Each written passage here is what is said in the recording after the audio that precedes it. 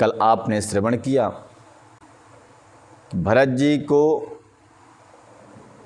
समझाने के लिए जनक जी महाराज आए हुए हैं।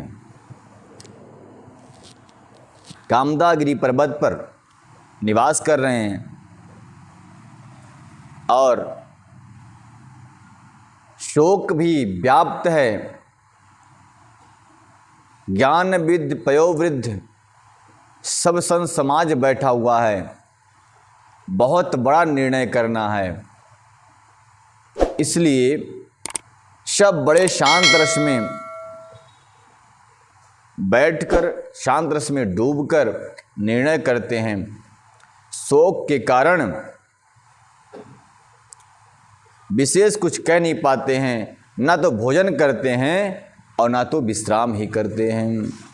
आपने कल स्मरण किया कि जिस दिन जनकपुर से जनक जी आए उस दिन तो विश्राम हुआ नहीं, रात भर बातें चलती रही। ब्रह्म मुहूर्त हुआ, स्नान किया, स्नान करने के बाद पुनः वही प्रसंग चालू हो गया। भोजन नहीं किया, फलहार नहीं किया, कंद मूल फल नहीं खाया किसी ने भी।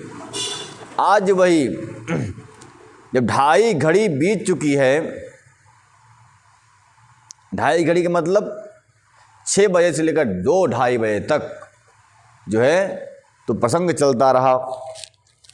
उसमें राम ने प्रार्थना किया, गुरुवर, हे गुरुदेव, इनको अब जाने दीजिए। रुसिर किला के कहत राजू, यहाँ उचित नहीं आसन अनाजू। गुरुदेव, इनको फलहार के लिए छोड़ दिया जाए। सब ने कहा, हाँ बात तो सही है राम जी। सब के लिए फलहार आया गया।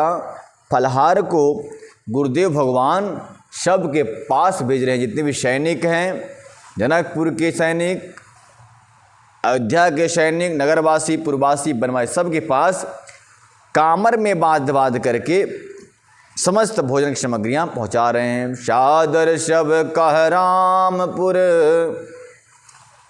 सादर शब कह राम गुरु, पठाए भरी भरी भार। पूज फिरत सूर्य अतिथि गुरु, लगे करन फलहार, लगे करन फलहार। श्री राम जी गुरु वशिष्ठ जी ने सबके पास बोझ भर भर के कंद मूल पर भेजे। सब तो पितर देवता अतिथि गौ गुरु की पूजा करके फलहार करने लगे। अतिथि देवता मतलब जो जिससे श्रेष्ठ हैं उनको दे दे करके फलहार किया। किसको? पहले पितरों को दिया। जब भी आप भोजन करते हैं घर में,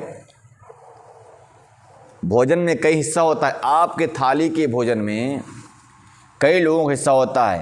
पहला किसका? बोले अतिथि का, दूसरा पितरों का, तीसरा देवताओं का, चौथा और कोई आगंतुक हैं, कुत्ते बिल्ली इत्यादि। इसके बाद आपका। इस प्रकार से वहाँ के लोगों ने देव पितर अतिथि और गुरु की पूजा करके उनको नैवेद्य अर्पण करके स्वयं फलहार करने लगे। यही विधि बसत्र बीते चारी, राम निरख नारी नर सुखारी। दो समाज असी रुचि मन माही, बिनु सिय राम फिरब भल नाही। इस प्रकार 4 दिन बीत गए और लगता है कि राम जी के पास रहने इस कारण लगता है कि आज ही तो, अभी तो आए हैं। समय 4 दिन हो गया, 4 दिन व्यतीत हो गया, पर लगता है कि राम जी के पास अभी आए हैं। श्री रामचंद्र जी को देखकर सभी नर नारी सुखी हैं। दोनों पक्ष के, दोनों समाज में के मन में ऐसी इच्छा है कि सीताराम जी के बिना लौटना अच्छा नहीं होगा, यानी राम जी को लेकर ही लौटना चाहिए, ऐसा सब सोचते हैं। सीताराम संग बनवासु, कोटि अमरपुर सरिस सुपासु। परिहर लखन राम बैदेहि, जेहि घर भाव वाम विदिते ही। परिहरि लखन राम बैदेहि, जेहि घर भावे वाम विदिते ही। गोस्वामी जी वर्णन करते हैं कि श्री सीता जी के साथ वन में रहना करोड़ों देवलोकों के समान है। श्री सीता जी के साथ वन में रहना करोड़ों देवलोकों के समान है, परंतु राम जी के बिना कहीं और रहना तो अनेकों कांटों के समान है, समान सुखदायक है।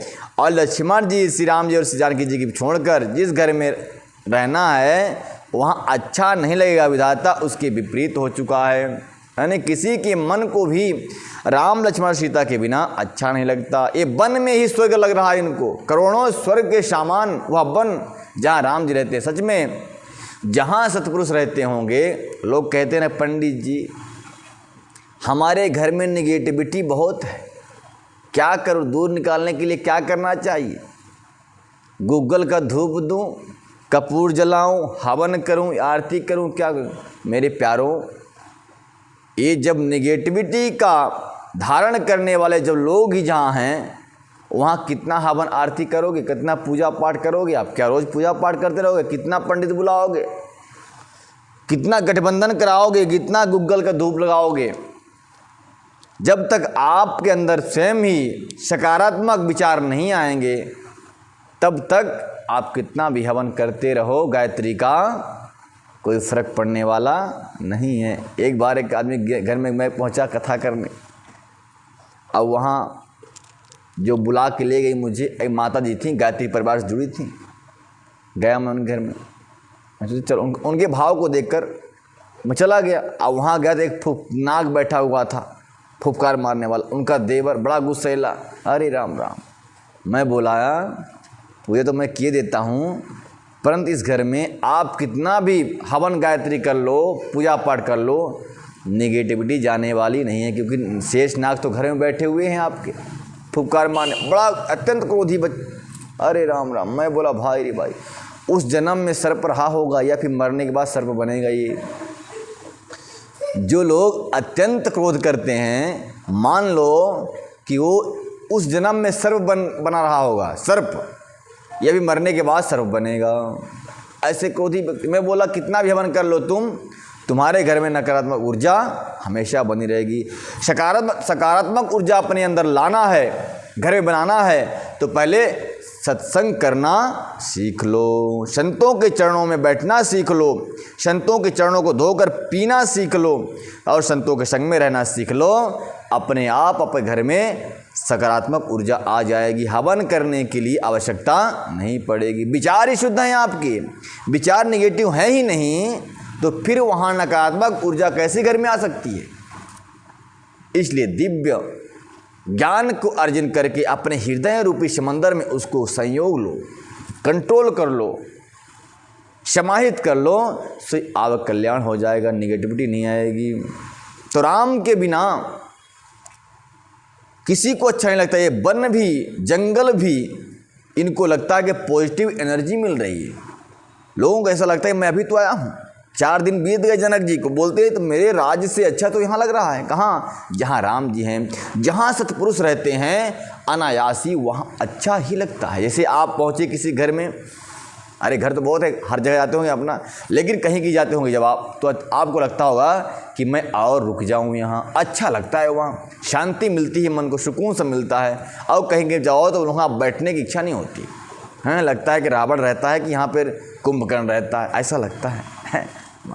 बोले मर्यादा पुरुषोत्तम श्री राम की। और कहीं कहीं तो सुरपड़खा रहती है, वहाँ भी कैसे मन लगेगा भाई, वहाँ तो मन और विचलित हो जाएगा। इसलिए भागो हुआ जहाँ मन लगता है। क्यों यहाँ मन लग रहा है? इन नगरवासियों का, वनवासियों का, पूर्ववासियों का, राजभोग को खाने वाले यहाँ पर कंदमूल फल खा करके रह रहे हैं और कहते हैं राम जी के बिना मुझे अच्छा नहीं लगता, जहाँ राम है वहीं अच्छा लगता है। क्यों?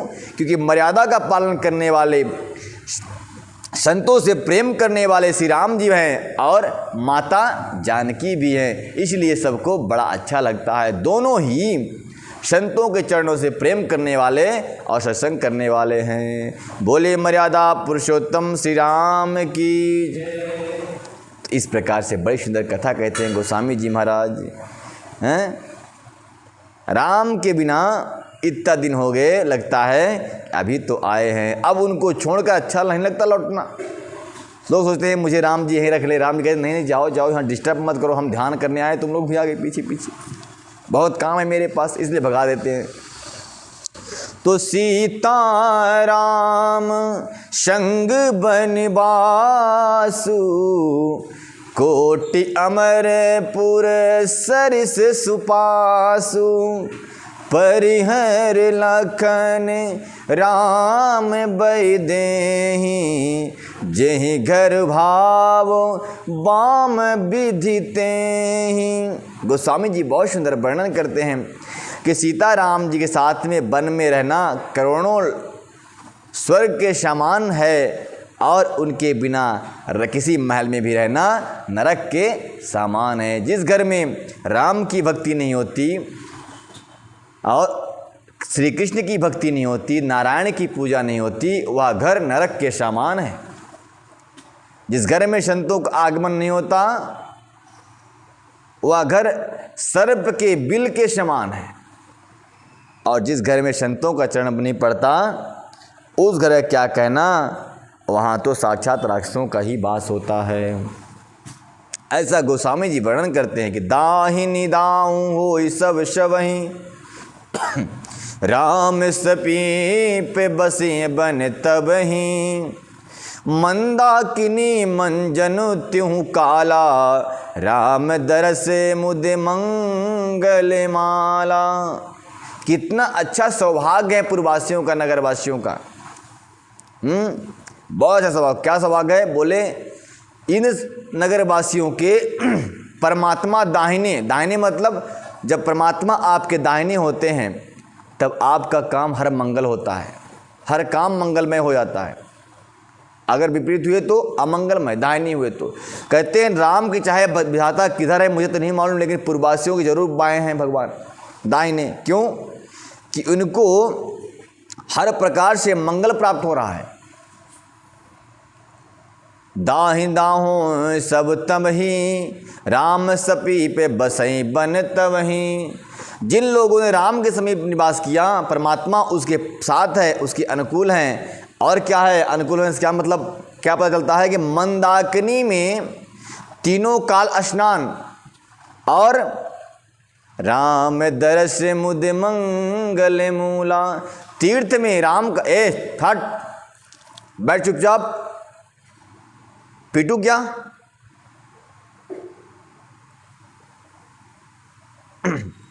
तो राम का स्नान मंदाकिनी में तीनों काल, सुबह शाम दोपहर, और राम का दर्शन करने का सौभाग्य। बोलते हैं यही प्रमाण है कि परमात्मा इनके अनुकूल हैं, दाहिने हैं, इसलिए सब इनको प्राप्त हो रहा है।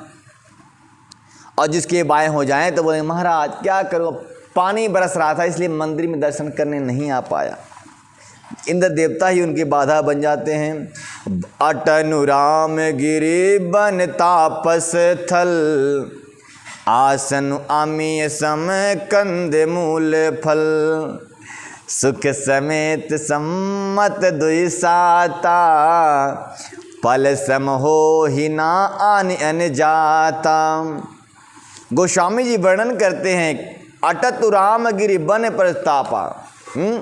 श्री रामचंद्र जी के पर्वत कामदानाथ, एक कामदागिरी, वन और तपस्वियों के स्थान में घूमना और अमृत के समान कंदमूल फलों का सेवन भोजन 14 वर्ष सुख के साथ पल के समान हो जाएंगे, बीत जाएंगे, जाते हुए जान ही ना पड़ेंगे। ऐसा गोस्वामी जी कहते हैं। हाँ, लोगों का कहना है कि अगर हम राम जी के साथ में रहेंगे तो राम जी का 14 वर्ष यूं ही बीत जाएंगे, पल के समान व्यतीत हो जाएंगे और जान नहीं पड़ेंगे। पर राम सोचते हैं कब जाएं और कब मैं ध्यान में लगूं, परमार्थ को प्राप्त करूं। यही सुख योग ना लोग सब, कहाँ कहाँ अस भागु, सहज सुभाय समाज दुहु राम चरण अनुराग। सब लोग ये कह रहे हैं कि हम सब सुख के योग्य नहीं हैं, हमारे ऐसे भाग्य कहाँ। दोनों समाजों का श्री रामचंद्र जी के चरणों में सहज ही स्वभाव ही प्रेम है और स्नेह है, ध्यान है, मनन चिंतन करने वाले हैं सब राम जी के चरणों का। और कहते हैं कि राम जी के साथ हम भी वनवास में रहें तो अच्छा होगा, परंतु हमारा भाग्य कहाँ है कि हम राम जी के साथ आएँ। राम जी ने जिसके भाग्य को चमकाना चाहा, जिसको सौभाग्य प्रदान करना चाहा, उसको तो अपने साथ में ही लेकर के वन की ओर चले आए थे, सबको बिना बताए किसी को। तो भाग्य तो उनका है, किसका? बोले राम और सीता और लक्ष्मण जी का। राम जी के साथ में रहना, राम जी के भजन को कर पाना, राम जी का सत्संग कर पाना, ये हर किसी के भाग्य में नहीं है। प्रभु पहले से ही अपने ओर अपने परम भक्तों को चुम्बक की तरह खींच लेते हैं, और जो बाद में आते भी हैं तो बाद तक रहते नहीं, वो बीच में छोड़ के चले जाते हैं। जैसे आपने देखा होगा शुरू में बहुत सारे लोग आए थे ना, लेकिन ठाकुर जी ने उनको तो अपने पास रखा ही नहीं। लेकिन जो शुरू में आए थे लोग सबसे पहले, वो अभी भी विद्यमान हैं, अभी भी आते जाते रहते हैं। क्या बात है भाई, ए बाबू इधर आ, पीटेगा तू, इसको बंद करो गड्ढे में, बंद करो इसको, इधर बंद कर दो ला डाल के। शांत बैठ, शांत बैठता कि नहीं बैठता शांत। तो इस प्रकार से राम जी अपने भक्तों को सौभाग्य प्रदान करते हैं। जिसको अपने चुम्बक की शक्ति से पकड़ लिया वही उनके पास आता है, नहीं दिखावा करने वाले 2-4 दिन के लिए सभी लोग आ जाते हैं। प्रभु तो जानते हैं सबकी बात को। यही सुख जोग न लोग सब कहाँ अस भागु, सहज सुभाय समाज दुई राम चरण अनुराग। लोग कहते हैं मेरा भाग्य कहाँ है जो मैं राम जी के साथ रहूं, और सूर्यवंशी निवंशी यानी जनक जी के वंश के लोग, जनक जी के पक्ष के लोग और राम के पक्ष के लोग, दोनों ही लोग क्या करते हैं, राम जी के चरणों से अत्यंत अनुराग और प्रेम करते हैं। यही विधि सकल मनोरथ करही, बचन सप्रेम सुनत मन हरही। सिय मातु तेहि समय पठाई, दासी देखी सुअवसर आई। इसी विधि के अनुसार इसी मनोरथ को कर रहे हैं, यही मनोरथ कर रहे हैं वहाँ के नगरवासी। इस प्रकार सब मनोरथ कर रहे हैं। उनके प्रेम युक्त वचन सुनते ही मन को हर लेते हैं, और उसी समय सीता जी को माता अनसुईया जी की भेजी हुई दासियाँ कौशल्या जी आदि के मिलने का सुंदर अवसर देख कर आती हैं। यानी कि सीता जी महारानी को मिलने के लिए, लेने के लिए अनसुईया माता की भेजी हुई दासियाँ आती हैं, और कौशल्या बैठी हैं, कैकेयी बैठी है, सुमित्रा बैठी हैं। उन्हीं के सामने कुछ माता से कहती हैं, सावकाश सुन शब सिय सासु, आयहूँ जनक राज रनिवासु। कौशल्या सादर शन मानी, आसन दिए समय सम आनी। उसने यह सुनकर के सीता जी की सब सासुएं इस समय फुर्सत में हैं, जनकराज रनिवास उनसे पहले मिलने आए, और कौशल्या ने आदरपूर्वक उनका सम्मान किया और समयोचित आसन लेवा कर दिए। सील स्नेह सकल दुहिरोरा, द्रवहि देख सुने कुलिस कठोरा। पुलक शिथिल तनि बार बिलोचन, मख नख लखन लगी सब लोचन। दोनों ओर शव के सील और प्रेम को देखकर और सुनकर कठोर वज्र भी पिघल जाते हैं। इतना दोनों ओर से प्रेम है सीता माता के लिए और राम के लिए कि कठोर वज्र भी देखकर उस प्रेम को पिघल जाते हैं। ऐसा गोस्वामी जी कह रहे हैं। और शरीर पुलकित और शिथिल है, नेत्रों में आंसू हैं, शोक और प्रेम के आंसू बह रहे हैं। सब अपने अपने पैरों के नखों से ज़मीन खुदेड़ने और सोचने लग जाते हैं। कौन लोग? जो नगरवासी और पुरवासी आए हुए हैं, क्या करना चाहते हैं? सब सिय राम प्रीत की सी मूर्ति, जनु करुणा बहुबेसी बिसूरती, सिय मातु कह विधि बुधि बाकी, जो पै फेनु फोर पटिटा की। सभी सीताराम जी के प्रेम की मूर्ति सी हैं, मानो स्वयं करुणा ही बहुत से बेस रूप धारण करके विसूरत हो रही है। यानी कि जब कोई प्रसन्नता को प्राप्त करता है, उसका मुख कमल अपने आप खिल उठता है। अब जब कोई शोक को प्राप्त करता है, उसका मुख कमल अपने आप मुरझा जाता है।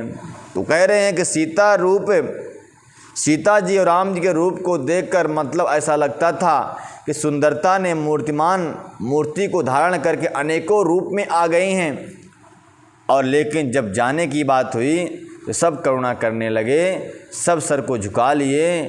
दोनों पक्ष के लोग, जनक के पक्ष के और राम जी के पक्ष के लोग जो हैं, मुख को झुका लिए और अपने नखों से धरती को खुदेड़ने लगे खड़े होकर, और मन में चिंतित हो गए हैं। आप अवस्था को देख रहे हैं क्या? वहाँ क्या अवस्था होगी? जैसे मान लो बहुत सारे लोग हैं, राम को कह दिया कि मैं जाऊँगा नहीं, जनकपुर वास जाएंगे नहीं। अनसुईया माता की दासियाँ आ गई अपने पास सीता जी को लाने के लिए। सब चिंतित हो गए हैं कि सीता मैया जाएंगे तो राम कैसे जाएंगे। तो सब खड़े हो गए और खड़े होकर के सर को झुका लिया, अपने दाहिने पैर के अंगूठे से धरती को खुदेड़ने लगे, यानी चिंता करने लगे। सीता जी की माता जो है सुनैना जी ने कहा कि विधाता की बुद्धि बड़ी टेढ़ी है, जो दूध के फेन जैसे कोमल वस्तु को वज्र की टाँके की तरह फोड़ रहा है, अर्थात जो कोमल है उसको वज्र के समान कठोर जान करके उसको तोड़ रहे हैं। विधाता की कैसी यह उल्टी रीति है, अर्थात अत्यंत कोमल और निर्दोष हैं, उन पर विपत्ति क्यों आ रही है। यानी पहले दशरथ जी जाना, राम जी का बनाना, फिर दशरथ जी का जाना, और फिर लेने के लिए भरत जी आए तो फिर वन से वापस न जाना। ऐसा कौन कहता है? सुनैना जी, सीता जी की माता सुनैना जी कहती हैं, सुनी सुधा देखियहि गरल सब करतूति कराल, जहाँ तहाँ काग आलोक बक मानस साकत मराल।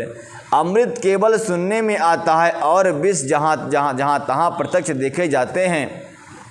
विधाता की सभी करतूती भयंकर है, जहाँ तहाँ कौवे, उल्लू और बगुले ही दिखाई देते हैं, और हंस तो एक मानसरोवर में ही पाए जाते हैं। माता सुनैना कहती हैं कि अमृत सुनने में आया था कि अमृत मंथन हुआ, समुद्र मंथन हुआ तो अमृत निकला, लेकिन अमृत किसी को मिला क्या? आज तक नहीं मिला।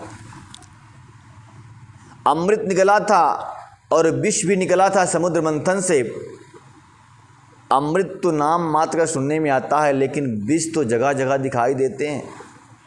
मदिरा भी विष के समान है, भटकटैया खा लो विष के समान, कुछ ऐसे अनाप शनाप गोलियाँ, यूरिया, DAP, ये सब विष तो हैं, लेकिन अमृत दिखाई नहीं पड़ता। विष बहुत दिखाई पड़ते हैं, हंस दिखाई नहीं पड़ते, कौवे, बगुले और बतख तो बहुत दिखाई पड़ते हैं। उसी प्रकार से कह रहे हैं कि यहाँ दुख देने वाले संसार में बहुत सारे लोग दिखाई पड़ते हैं, परंतु दुख से जो आपको निजात दिला दे, आपकी समस्या को समाधान कर दे, दुख में आपके साथ खड़ा हो जाए, ऐसा कोई व्यक्ति दिखता नहीं। यहाँ बहुत कम लोग दिखते हैं। बोल मर्यादा पुरुषोत्तम श्री राम की जय। उल्लू और बकुले और कौवे के समान बहुत लोग हैं, परंतु अमृत के समान सांत्वना देने वाले हंस के समान रहने वाले लोग तो बहुत कम हैं। हंस तो मानसरोवर में ही मिलते हैं, यानी अच्छे पुरुष तो वहाँ मिलते हैं जहाँ सत्संग होते रहते हैं, और गंदे लोग तो गली गली में कहीं भी मिल जाएंगे। बोल वृंदावन भाई लाल की जय। आज कथा यहीं तक चलेगी, कल और, तब तक के लिए जय जय श्री राधे श्याम। राम जी हैं, ये जल्दी निर्णय करने वाले नहीं हैं, क्योंकि ये धर्म युद्ध हो रहा है।